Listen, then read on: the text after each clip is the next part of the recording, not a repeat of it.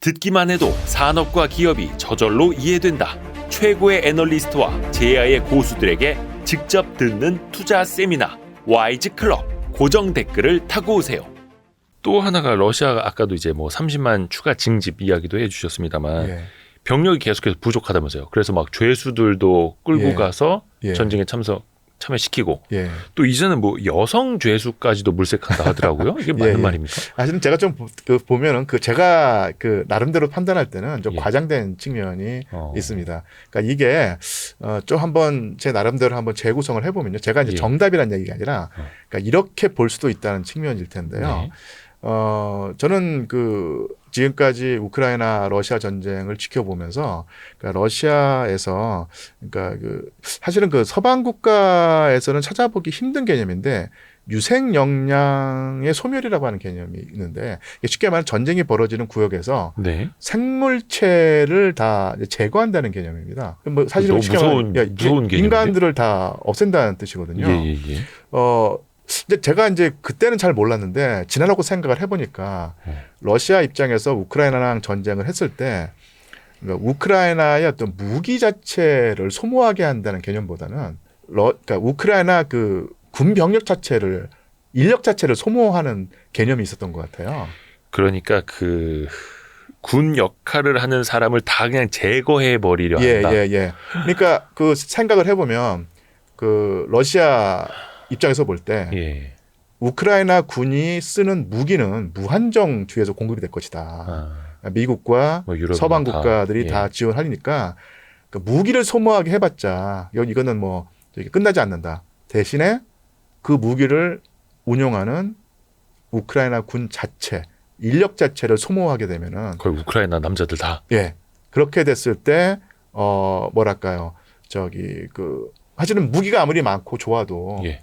무기를 쓰는 사람이 없으면은 전쟁을 수행할 수 없게 되지 않습니까? 예. 그래서 지금 계속해서 지금까지 그러니까 러시아군이 초기에 단기전으로 끝났으면 제일 좋았을 텐데 여러 가지 이유에서 단기전은 실패했고 장기전이 됐지 않습니까?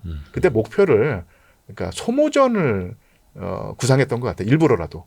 근데 그 소모란 것이 그러니까 물자의 소모가 아니라 그러니까 우크라이나 군 인력의 소모를 추진했던 것 같습니다. 그래서 그 효과가 지금 나타나고 있는 것 같아요. 너무 무서운 개념인데요, 이거? 예. 그래서 지금 아시겠지만 우크라이나 군이 너무 병력 소모가 지금까지 심해왔고 더더군다나 지금 한때 약간 난항이 있었지만 결국은 바이든 미국 행정부가 이제 엄청난 천문학적인 지원을 하게 되면서 무기는 또 이제 끊이지 않고 들어오겠죠. 네. 근데 이제 지금은 이제 무기를 쓸 수 있는 우크라이나 군인이 없는 겁니다. 초기에 우크라이나 군이 전쟁에 임할 때 뭐 애국심이라는 측면이 있어서 너도나도 자원 입대를 했었는데 애국심에 따른 자원 입대라는 것은 사실은 오래 못 가는 한계가 있고 지금 우크라이나에 있는 젊은 사람들이 군대 안 가려고 뭐 이렇게 발버둥 치는 상황 그리고 또 외국에 나가 있는 우크라이나인들이 귀국했다가는 당장 전선을 끌려가니까 놀라는 성향이 있고요. 그러니까 이런 식으로 우크라이나 군의 인력 풀 자체가 이제 완전히 바닥을 드러내는 상태였거든요. 그러니까 이런 식의 인력 소모를 유도해내는 것이 지금까지의 러시아군의 전쟁 수행 방식이었다고 했을 때 드디어 이제 소모가 이제 현실화가 되고 있는 것인데 그러기 위해서는 러시아군도 소모전을 했어야 됐던 것이거든요. 그쵸. 그래서 옛날에 뭐 몇몇 아주 지리한 소모전이 일어났을 때 이런 소모전을 수행하는 러시아군도 있어야 될 텐데요. 그런 러시아군을 수행하는 주체가 바로 이제 아까 말한 바그너 용병이었고, 그러니까 정규군은 좀 뒤에 빠져 있었던 것이죠. 이런 식으로 해서 러시아가 나름대로 인력을 소모하면서 우크라이나군의 유색 역량을 제거하는 어떤 전략을 지금까지 펴왔고 그런 입장에서 볼 때는 주요했던 것 같아요. 지금은 아까도 말씀드린 것지만 우크라이나 군이 한숨 돌리면서 서방으로부터 미국으로부터 엄청나게 많은 물자 지원, 무기를 지원을 받을 텐데 그 무기를 운용할 수 있는 병력이 바닥을 드러내면서 전쟁에서 승기를 뺏기게 되는 상황이었고 이것이 어떻게 보면 러시아가 지금까지 계획했던 의도했던 바가 아닌가 이렇게 했을 때 그런 식의 우크라이나군의 인력 소모를 유도해내는 역할은 용병 집단이 했었고 그다음에 그 러시아 안에서도 이 모스크바인지 아니면 중심부의 어떤 그 젊은이들이 아니라 이 소수민족 이 주변에 경제력이 뒤떨어지는 그래서 군대 가서 수당을 받고 월급을 받는 것이 생계의 수단이 되는 그런 주변의 어떤 그 러시아 안에서 주변부의 그 젊은이들이 됐거든요. 그러니까 이런 식으로 전쟁을 수행했다고 보입니다. 근데 그 어찌됐든 간에 용병도 사람이고 전장에 나가서 목숨을 바쳐야 되는 거잖아요.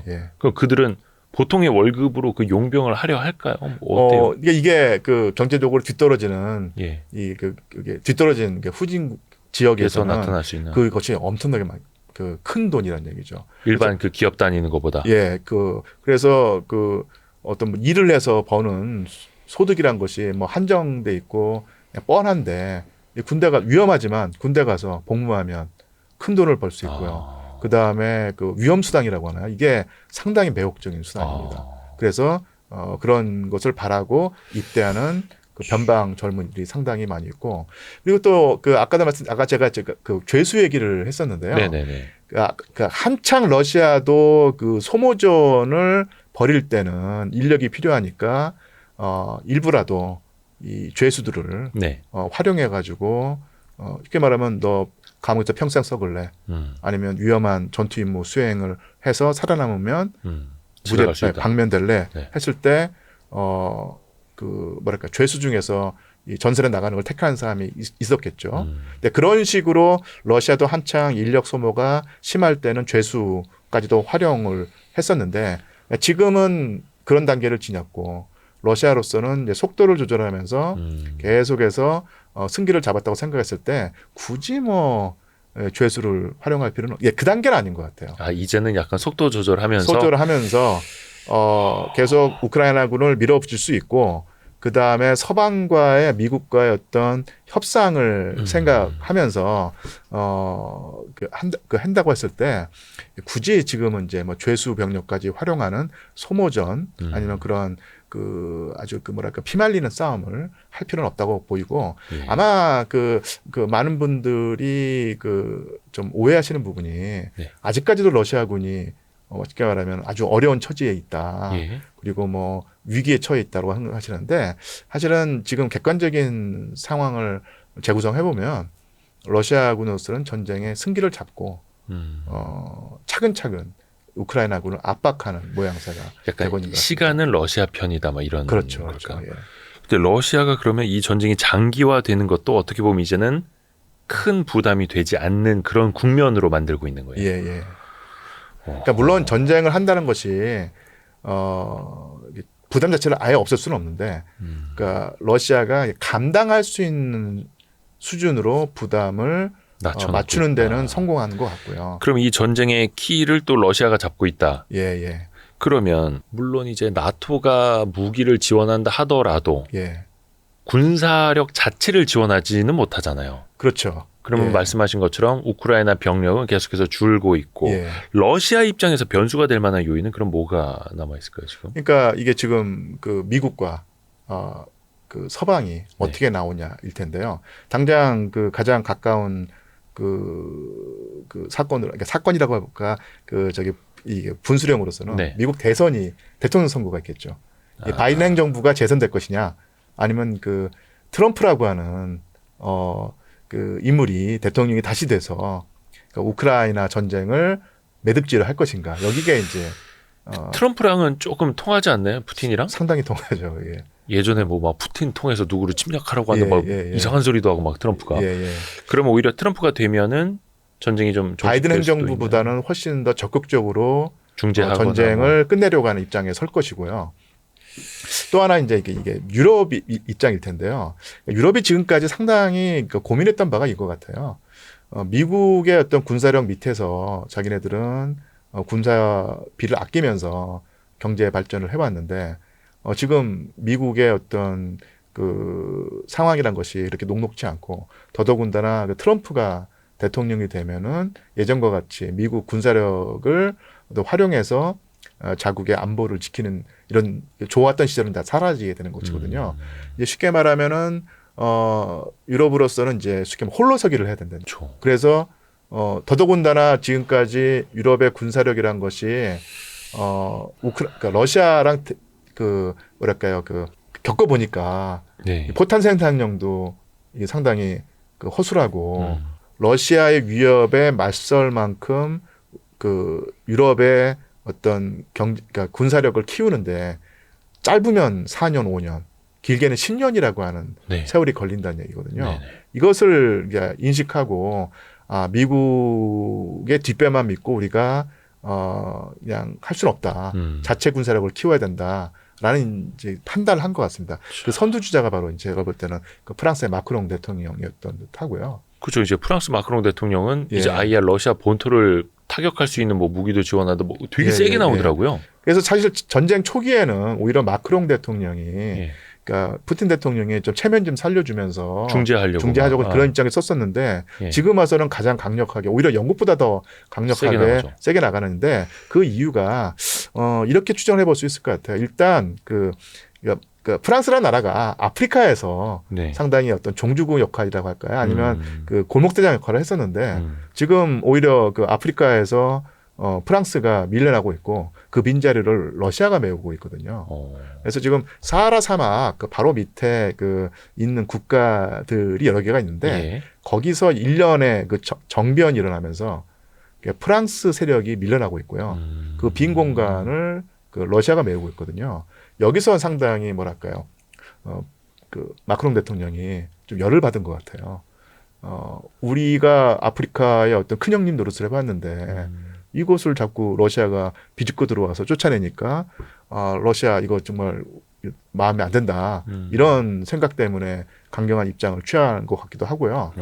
또 하나 그 마크롱 대통령 입장에서는 아까도 말씀드린 것처럼 지금까지는 그 미국이 나토를 주도하면서 미국의 군사력 그늘 아래서 예. 우리가 이제 살아왔었는데 돌아가는 형국을 보니 미국이 옛날 같지 않고 더더군다나 미국에서 트럼프라고 하는 인물이 대통령이 다시 되면은 아예 그냥 그 트럼프 같은 경우는 너희들 알아서 자체 국방력으로 문제 해결하라. 그러니까 나토도 이제 미국과 유럽을 선을 긋겠다 막 이런 거죠. 그래서 어떻게 보면 극단적으로 보면은 그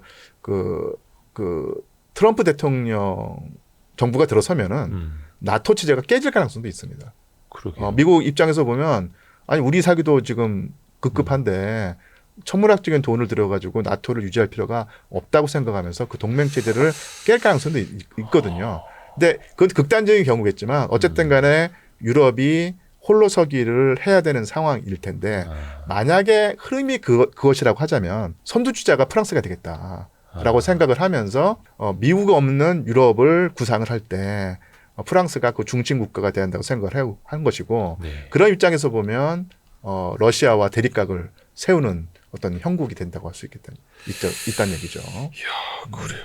그러면 이제 러시아 입장에서는 트럼프가 돼서 저 나토가 약간 자기네들끼리 좀 변수가 많이 생기는 걸 또 이제 웃으면서 지켜볼 테고. 좋은 것이고 더더군다나 지금 여러 가지 이유에서 사실 표현이 국제 그 언론에서는 극우라는 표현을 쓰는데요.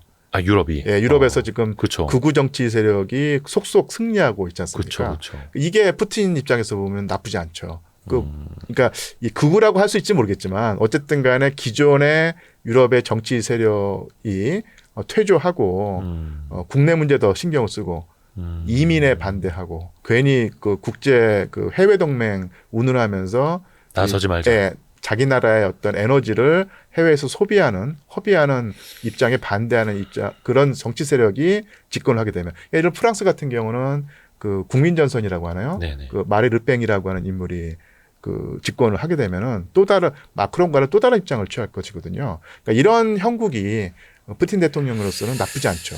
이렇게 생각하는 거예요. 그러니까 유럽의 우경화를 푸틴은 이제 웃으면서 보고 있는 거예요. 예. 또 많은 경우에 또 물밑에서 그런 우경화를 지원할 수도 있는 것이고요. 또 그런 의심을 하는 사람이 많이 있습니다.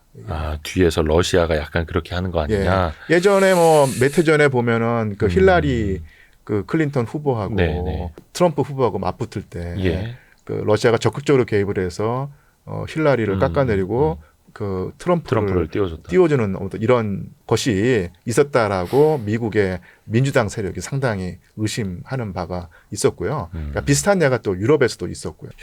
그래서 어찌됐든 간에 그런 이제 정치적인 지형도 변화도 또 신경을 쓸 수밖에 없는 거고. 그래서 푸틴 대통령은 큰 그림을 그리면서 이 반서방 체제를 충분히 만들 수 있고 또 그래야 한다고 생각을 한 것 같습니다. 약간 그들끼리의 갈등이 생기게끔. 예, 만들고 그 지금까지 미국이 주도하는 그 체제에 저항하는 세력들이 각기 뿔뿔이 흩어져 있었는데 네. 그래서 한데 묶어내야 된다. 그리고 이제 그런 움직임에 러시아가 선두에 서겠다라고 하는 것이죠. 그래서 인도, 중국, 북한, 그다음에 뭐 이외에 또 아프리카 국가라든지 이런 것을 묶어내면서 그러니까 브릭스라고 하지 않습니까? 예, 브릭스. 그러니까 브릭스가 지금까지는 그냥 서방에 맞서는 상징적인 존재에 불과했었는데 이제는 충분히 실체를 가지고 미국이 주도하는 세계 체제에 맞설 수 있는 체제가 되었다.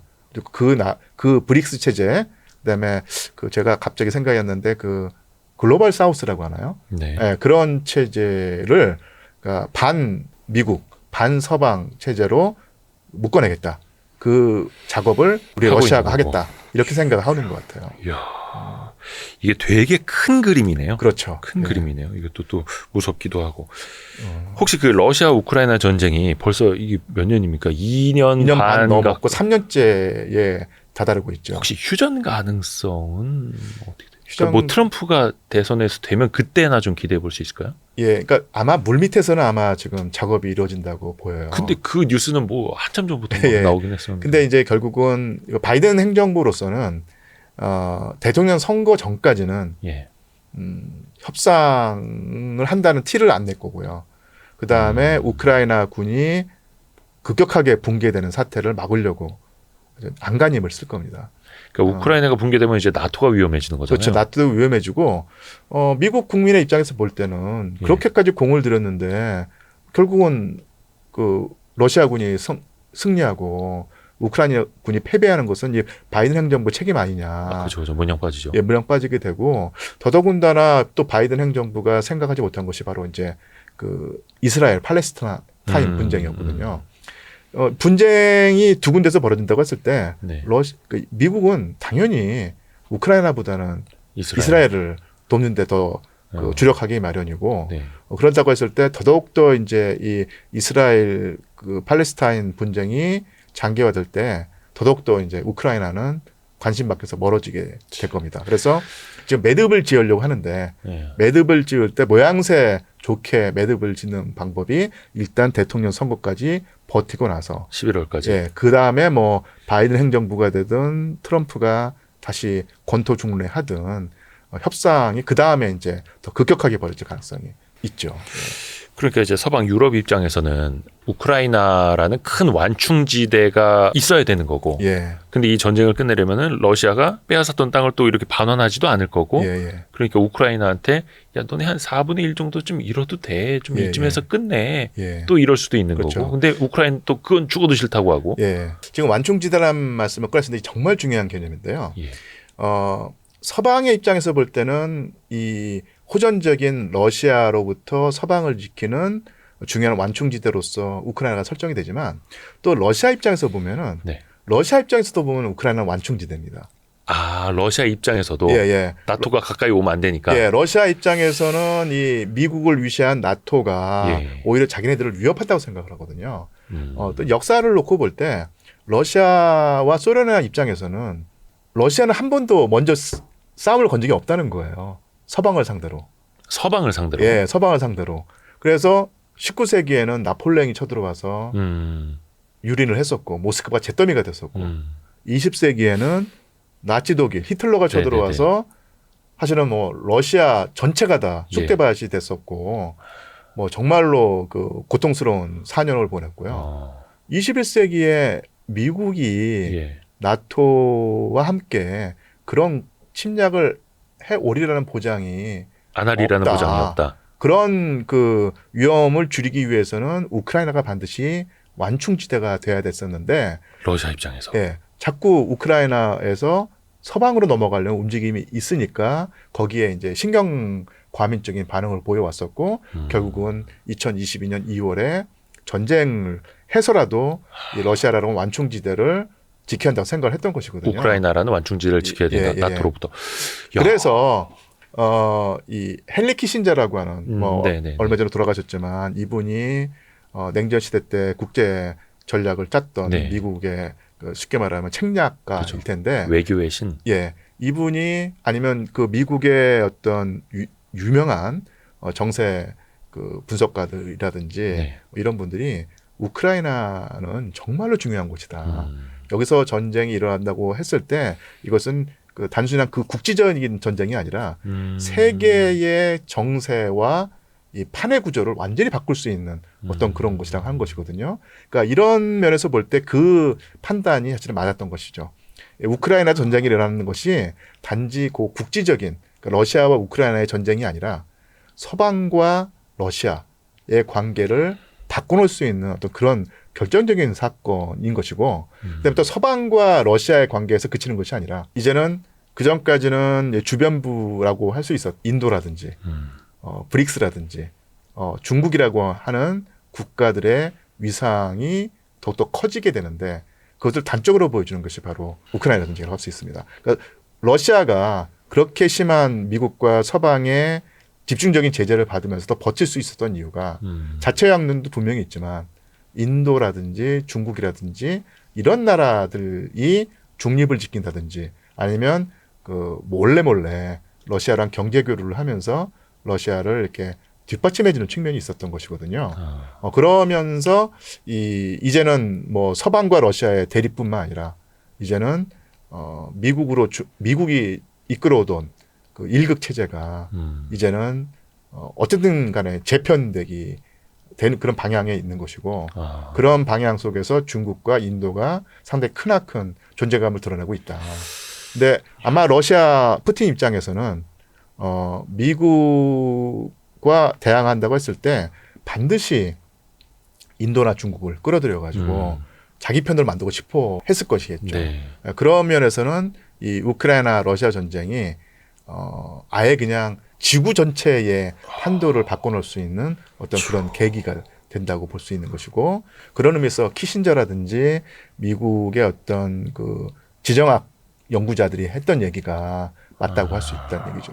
이게 참 우리 입장에서 보면 예. 아니 미국이랑 유럽연합이 러시아를 쳐들어간다는 게 말이 돼? 왜 그런 걱정을 해서 우크라이나를 쳐들어가는 거야? 라고 하는데 예. 러시아 입장에서 보면 과거의 역사를 빗대서 봤을 때 예. 가능성 없는 얘기가 아니고 예. 자신들을 지키기 위해서라도 우크라이나를 먼저 쳐들어가세요 하는. 그렇죠.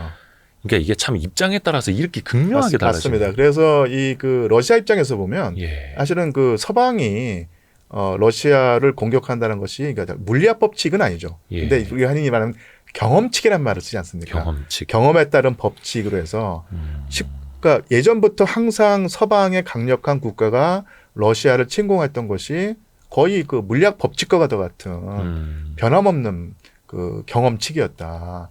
그래서 그 미국이 그런 식으로 러시아를 침공해 들어오는 사태를 우리는 대비하지 않을 수 없다라고 한다는 것이죠. 그래서 이제 이런 말씀을 드리면 또 많은 분들이 아니 러시아가 그렇게 많은 핵무기를 가지고 있는데 그쵸. 뭐가 겁나가지고 그쵸. 그런 한다고 했을 때 핵무기가 모든 걸 해결해 주지는 않거든요. 그렇게 따지자면 핵무기를 가지고 있는 미국은 네. 전혀 안보에 신경을 안 써도 될 것이고 그 그다음에 또 중국도 상당히 그쵸. 많은 핵무기를 가지고 있는데 미국도 국가안보에 상당히 강박관념을 가지고 있고요. 중국도 강박관념을 가지고 있다는 얘기죠.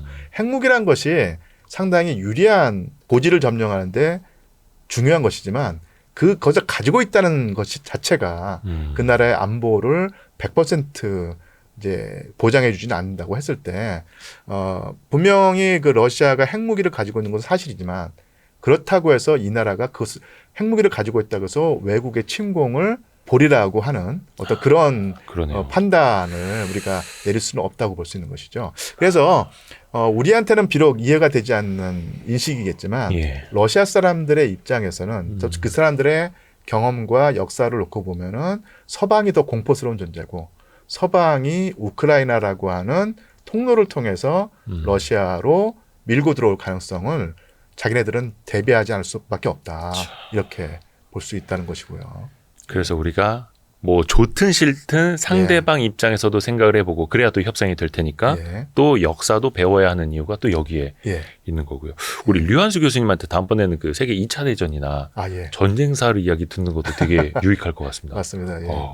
우리 상명대학교 류한수 교수님 통해서 우리가 또 러시아 이야기도 많이 들어봤습니다. 오늘 긴 시간 말씀 너무 감사드립니다. 예, 고맙습니다. 고맙습니다, 교수님. 예, 불러주셔서 고맙습니다. 고맙습니다. 예.